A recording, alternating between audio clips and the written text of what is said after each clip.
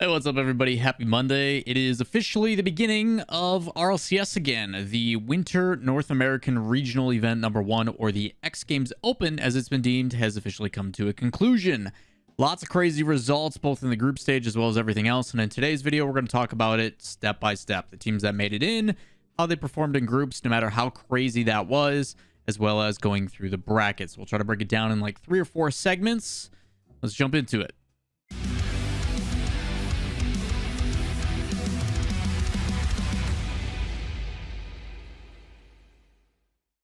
Hey, how's it going, everybody? Going to be breaking down the Winter Regional 1 event today.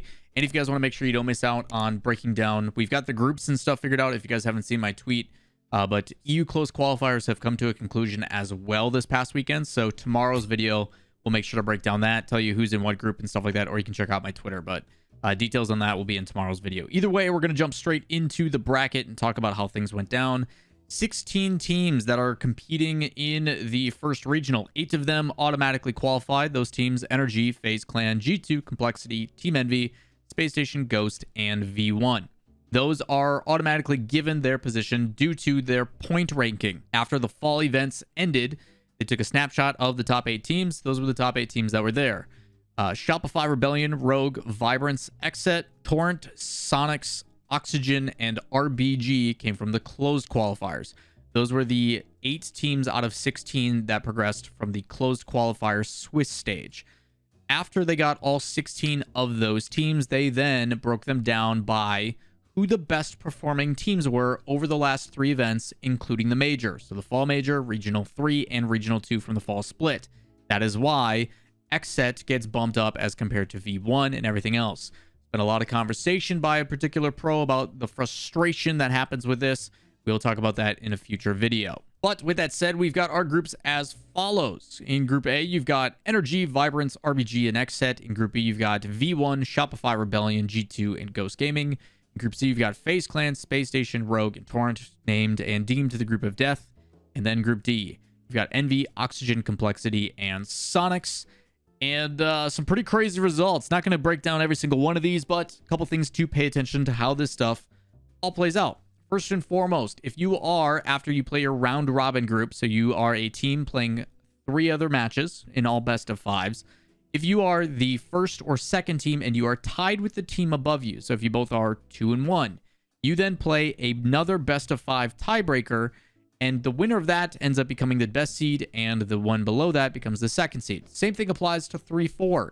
If you are the 3rd place team and your record is tied with the 4th place team, and we can take a look at Group B as an example, Version 1, Shopify, G2, and Ghost. Shopify and V1 are both tied at 2-1, even though Shopify has a better game differential. Because of that, they just say, the heck with it. You guys are going to play again in a tiebreaker, and the winner of that will get the better seed and the automatic bye. So in this circumstance, V1 plays Shopify, Rebellion, both at 2-1. They end up winning that series 3-1, and they automatically get their first round bye, the extra life, all that kind of stuff, and automatically get put into the upper semifinals. As for G2 and Ghost, both 1 and 2. G2 is the 3rd seed, while Ghost, with a -4 game differential, is the 4th seed. But because of the way tiebreakers work, those 2 now play. Winner stays alive, loser goes home. G2 wins that one as well, and Ghost ends up losing, and they get eliminated. You see a bunch of tweets from Shock, and G2 progresses on into the lower bracket. Across the board, though, everything I think goes, for the most part, according to plan, except for Group D, where Oxygen, the new addition of Gimmick coming in for Kha'Zix, looks impeccable, looks fantastic, where they actually end up 3-0ing their group, beating not just the Sonics, as many thought they could, but also beating Team Envy with their new addition of Drees and Complexity, former top 8 team in the world. So Oxygen looking absolutely incredible till the next day, but we don't need to get into that. The big surprise there, obviously, Envy going 0-3. A lot of people talking about how they could possibly have Envy at best being top 6, so some concerns there. But for the most part here, things I would say go as expected. Other games to pay attention to: FaZe Clan and Space Station. FaZe Clan looking absolutely dominant, but Space Station does bring them to 5. Very close series. That was the decider to determine who got first or second in their group and got the extra life in the group stage. Energy, obviously, smooth sailing, 3-0. But close games for them, actually. They went 3-2 against RBG. They also went 3-2 against XSET. So it's not like it was an easy walk in the park. Matches were extremely close. To me, Group B, obviously the most exciting. I got to cast those, but it was the most close. Also had tiebreakers and a bunch of different scenarios. So pretty crazy stuff there. The important thing to pay attention to after looking at all of those, all the teams at the #1 spot get put into the upper semifinals. So Energy plays Oxygen, V1 plays FaZe Clan, and then the teams that are second and third will then play each other in the lower round ones. We're going to start with lower round one because this was also on the first day. These were on the team broadcast all on Friday. Shopify played RBG, which Shopify looks a really solid team with Parth performing quite well. Very fast, very aggressive. Not an easy fight by any means. Good to see their contrast from where they were to where they are now that they have a new player filling in the spot of Beast Mode. They end up winning 3-1, and they move on to lower round 2. Space Station makes easy work of Sonics. Sonics starts really well in a close 1-goal game where it's 4-3 in favor of Sonics. And then Space Station in the next 3 only allows 1 goal from Sonics where they win 2-0, 1-0, 5-1.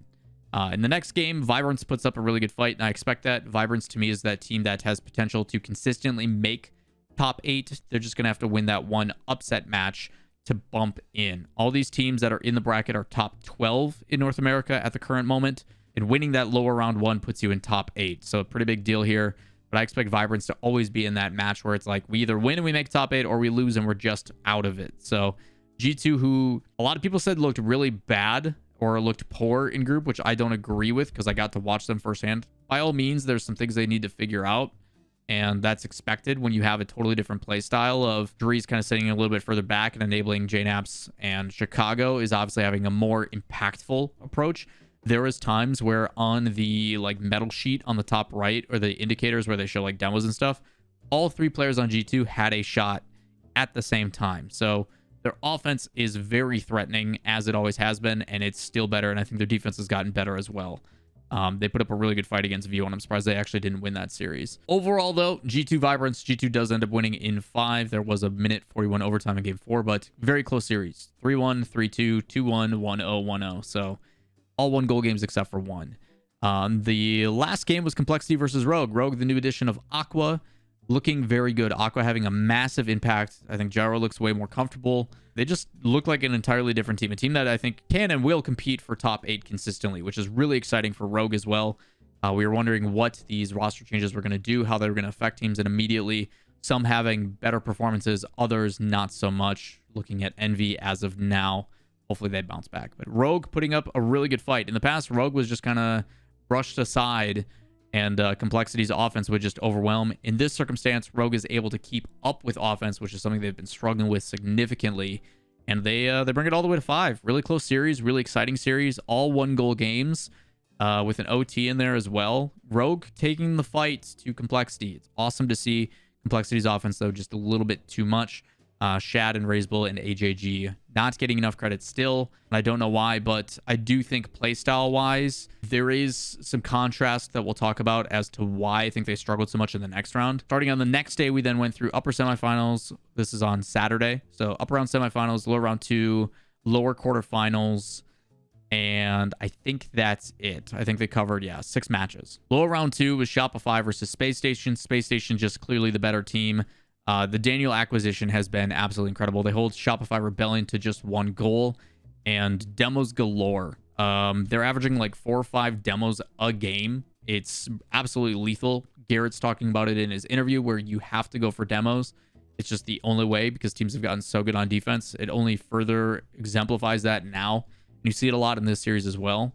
For some reason, Energy can be the anomaly or the outlier to that, where they don't go for as many demos, but they're still successful. But it is pretty impressive to see Space Station, a massive upgrade. Both Space Station and Getting Ahead of Myself FaZe look so much better than what they did with the roster changes. So you even saw tweets from people like Red Hills saying people are going to regret not picking up the kid. Daniel looking absolutely fantastic. If you want to compare him to one player, look at the impact Seiko had for Endpoint and the confidence that he plays with, the ability to carry them through and make them pretty much go the distance any game. Daniel's super clutch. Very, very talented. A lot of it was Red Bulls and Arsenal, I will say, during this day on Saturday, where Red Bulls and Arsenal, for the most part, were controlling the field. And Daniel, not as glaring as an impact, but still really impressive actually on defense. Daniel on defense is absolutely fantastic. Stepping up absolutely huge. Obviously, being a ones player and having that kind of spatial awareness. A lot of ones players being very, very incredible on the back end of the field. So stepping up big here. On the other side of things, G2 absolutely smacks Complexity. They put him out in a perfect sweep. 1-0, 4-0, 6-0. I talked about this with my chat as well during my watch party, twitch.tv/Lawler. We stream every day, but Tuesday and Sunday. Come hang out with us. But I talked about the matchups. Even though Complexity is a very fast and aggressive team, I think G2 not only can handle that, but because of that, Complexity is a little bit one-dimensional. If they can't play fast, if they can't control the pace of the game, they tend to fall apart. They struggle with teams that can match that intensity of their offense and how quickly they play. And G2 is a team that I think matches up against that perfectly. G2 wants to play fast. They want to play aggressively, but they still have the ability to slow down and control the pace. You see that a lot out of Chicago when he's given space. You see that a lot out of Atomic when he has the capability to, on the backside, slow it down a little bit, make a play. So, yeah, G2, I think, matches up perfectly against Complexity. They show it here and absolutely dominate Complexity. It was very one-sided.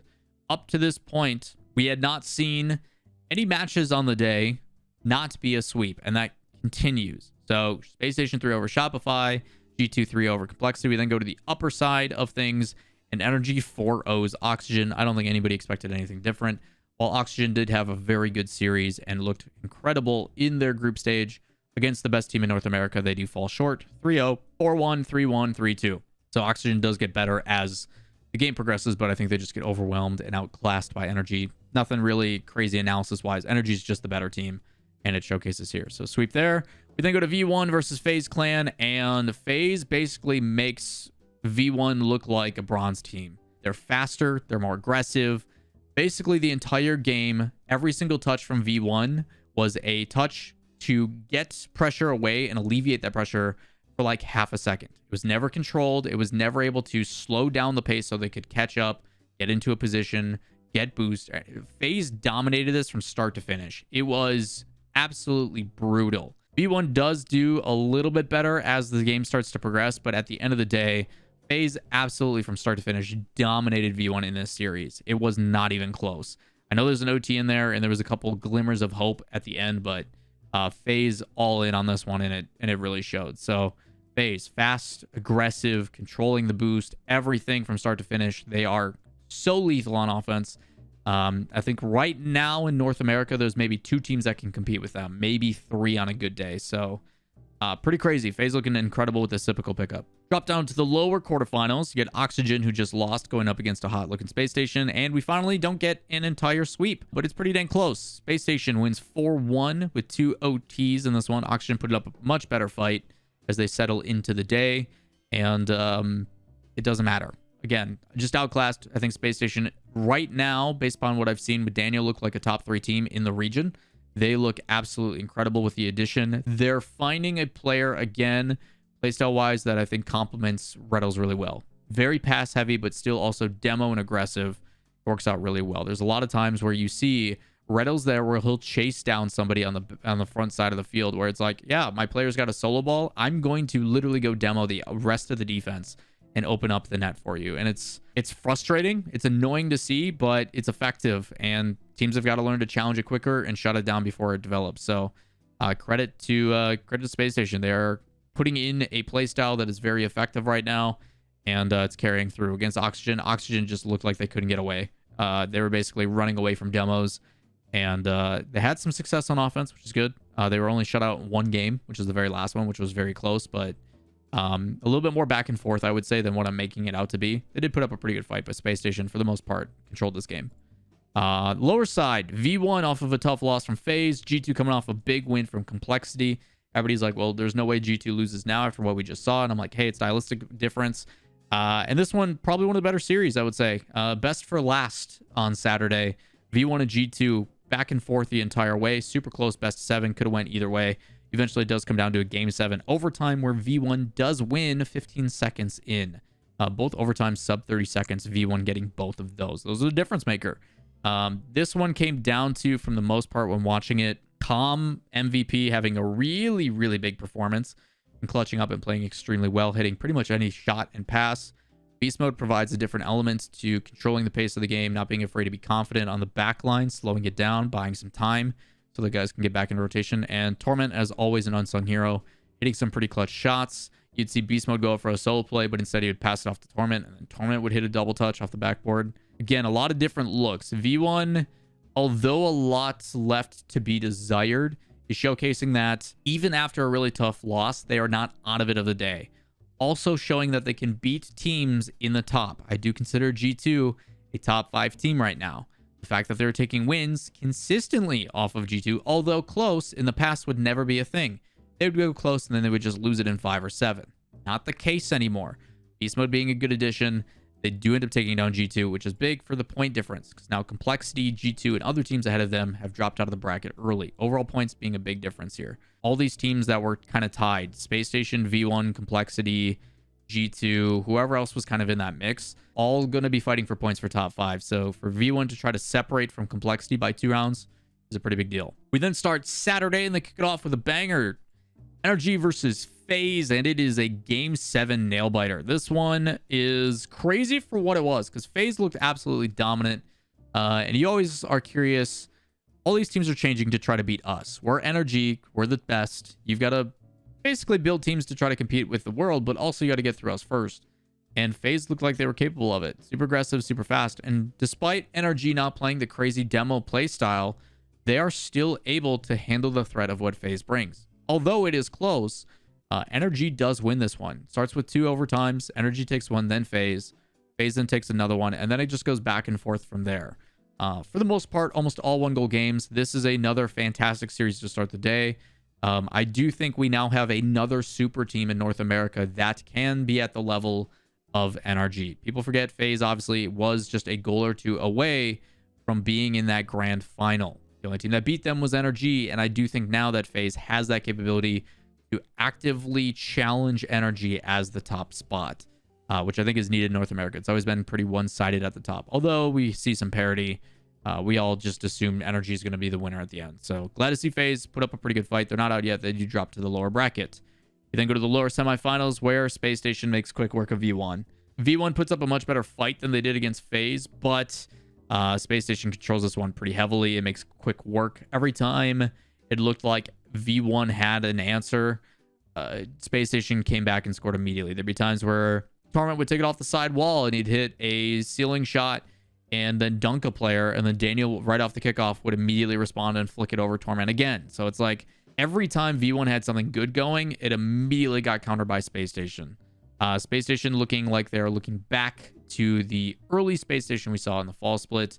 Also, even in like RLCS X, when they were super consistent at the beginning. Seems like we're going to get that Space Station yet again. Seems like the players are motivated with the new player and things are going well. Also, fun fact, if you look back at the fall split, there was 4 teams in the top 4 in Regional 1. NRG, FaZe, Space Station, and V1. The exact same thing here. The same 4 teams at the beginning of the split, winter this time instead of fall, are in the top 4. So Space Station does end up beating V1. They progress forward for a rematch against FaZe Clan. They ended up playing each other in groups where FaZe Clan did win 3-2, but this time Space Station is vibing and feeling good. Space Station finds a way to shut down a lot of demos. Very aggressive game from both sides. This one was just fun. Sitting back and just kind of peeking at how this one was going to play out. Another back and forth game. A lot of high goal games. I was surprised to see score lines in the 3 to 5 area because both defenses are really solid, but it did settle a little bit eventually where the defenses started to show up. And between these 2 teams, again, a coin flip. I think anybody in the top 3 right now, Energy, FaZe, Space Station, all have the ability to, at any given point, beat each other. It just comes down to how people are playing on the day. I think Space Station having a lot of momentum, I guess is the best way to say it, going through into this series, and a lot to prove. They basically felt like they willed themselves to get this victory. So Space Station against their former team with Sipical. Sipical obviously playing his former team. Space Station had something to prove, saying that, hey, Daniel's the answer. So pretty exciting stuff for them. They do move on to the grand final, and we get into the Energy versus Space Station grand final. Because Energy has yet to lose, they go absolutely perfect. They have to lose twice. It has to be a bracket reset because it is a double elimination. But Energy does not do that. Energy doesn't lose. They go 3-0 in groups. They go 3-0 in the grand final. 6 series, all W's. Energy wins again. I know it sounds boring, but this series was not. 3 overtimes, very close series, a lot of 1-goal games, all up until game 6 where Energy closes it out. This is a game that I hope a lot of teams go and look at. Whether you are Energy or Space Station or not, this is a series where I think you see 2 different playstyles where although Energy can play the demo heavy and aggressive playstyle, they don't necessarily always do that. There's a lot of things that these players do, primarily Squishy, who still doesn't get enough credit for his role on the team. The ability to kind of like typical on phase, if they're under pressure, they're in a really bad circumstance, they can take the ball, air dribble it, buy a bunch of time, and just kill the clock so the other players can get back into rotation, wait for boost spawns. Energy does a really good job of, despite all the demo heavy and all the aggression, which I will say they do end up succumbing to later on in the series. They end up having a lot of demos as well. The whole if you can't beat them, join them kind of situation. This series, I think, shows conflicting playstyles. You're seeing the difference of approach and how to play a game. Clean, smart challenges, etc. Okay, we're getting demoed and chased the whole time. We've got to bring the challenges to them. Let's counter that. Okay, Space Station now changes it up. It's that chess match that you love to see. So, real exciting. Would have been fun to see this bracket reset and see how it would have played in another series. But Energy doesn't want to do that, and they close it out. So, well done to Space Station. New edition, rookie debut for Daniel. I put a tweet out about it, about how it is insane to me watching the confidence of players like Seiko, Daniel, Aqua, etc. come through into the RLCS and play as confidently as they do. They look like veterans from day one. It's really impressive. But end of the day, you're going up against the OG super team in Energy, and you got to kick them off that throne first. So again, Space Station, Energy, FaZe, V1, G2, whoever you may be at the top right now, all looking very competitive. But at the end of the day, Energy, still the best team in North America. That's going to wrap it up for your recap video today. I know a long one, but a lot to talk about. Should be exciting. But that is going to do it. If you guys enjoy the content, as always, make sure you guys give it a thumbs up, subscribe. Don't forget, tomorrow we'll be talking about the groups for Europe. If you guys want to know who's playing who, I'm pretty sure we did my math wrong first because I got one of the tiebreakers wrong, but we ended up fixing it. So we'll be talking about the groups, who plays who, what's going down for Europe. And then we'll also be talking about seeding frustrations from players this week. We'll talk about the actual rosters. I will confirm all the rosters that are playing now that we've actually gotten to see them. So we'll put out a roster document video, all that kind of stuff. So a lot of things on the docket now that RLCS is back in full swing. Hope you guys enjoy the content with some fun stuff, like talking about a new mechanic this week as well. Hopefully we see you guys there for it. Peace.